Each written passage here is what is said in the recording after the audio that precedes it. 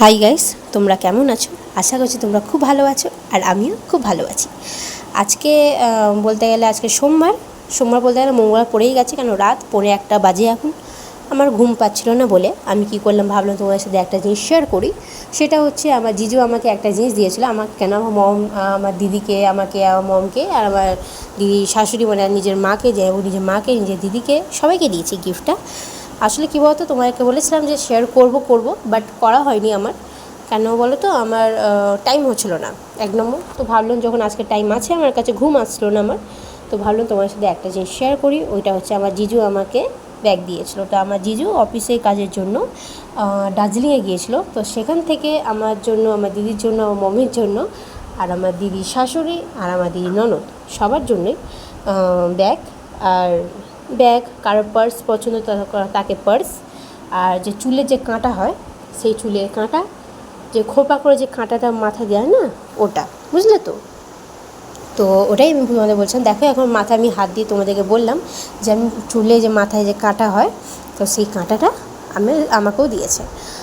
তো দেখো আমি ব্ল্যাক কালারে আমি নিয়েছি, কারণ হচ্ছে কি বলতো, আমার জিজু এরকম পুরো সেম টু সেম ব্ল্যাক কালারে আর চকলেট কালারে রয়েছিলো। তো আমার দিদি বলছে তোর মধ্যে তোর কোনটা পছন্দ হয় তুই নিয়ে নে। তা আমি বললাম, দেখ দিদি, আমি বুঝতে পারছি না, তুই আমাকে একটা পছন্দ করতে।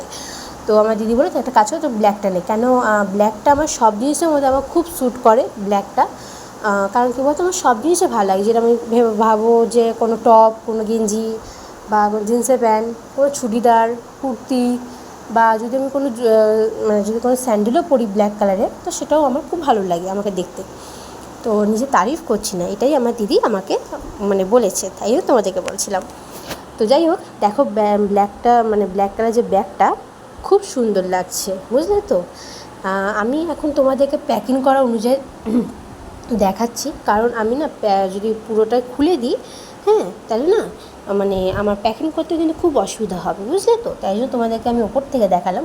যেদিনকার পুজোর সময় তো অলরেডি আমি ইউজ করবই, তো তখন তোমাদেরকে আমি পুরোটাই দেখাবো, ঠিক আছে? পুরোটাই আমি তোমাদেরকে পুরো দেখাবো, যে দেখো ওই ব্যাগটা নিয়েছি, এই ব্যাগটাই আমার জিও দিয়েছিল, আর তোমাদের সাথে আমি ফটোও শেয়ার করব ব্যাগের, ওকে?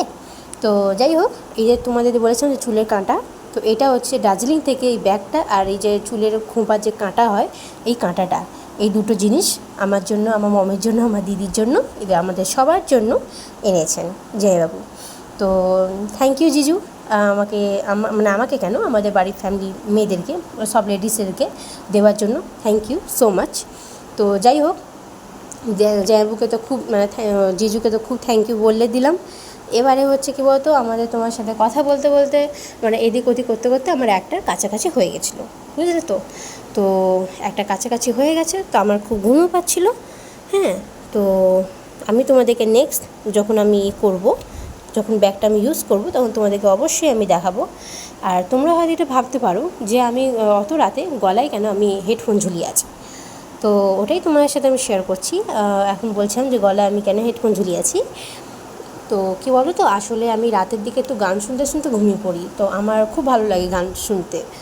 তো তাই জন্য আমি কী করলাম, গান শুনছিলাম। আর বাড়িতে সবাই ঘুমায়, তো আর যদি আমি যদি গান চালাই, তো মাসে ঘুম ভেঙে যেতে পারে, তাই জন্য আমি হেডফোনে শুনি। আর এটাই হচ্ছে ব্যাপার। অত রাতে তোমরা তো ভাবতে পারো যে গলায় হেডফোন কেন, তো তাই জন্য তোমাদের সাথে আমি শেয়ার করলাম, ঠিক আছে? তো যাই হোক, আজকের মিনি ব্লগটা তোমার যদি ভালো লাগে, তো অবশ্যই লাইক, কমেন্ট, শেয়ার করবে। আর অবশ্যই কমেন্ট করো, আর লাইক, কমেন্ট, শেয়ার তো করবে, আর সাবস্ক্রাইবটা তাড়াতাড়ি করো, ঠিক আছে?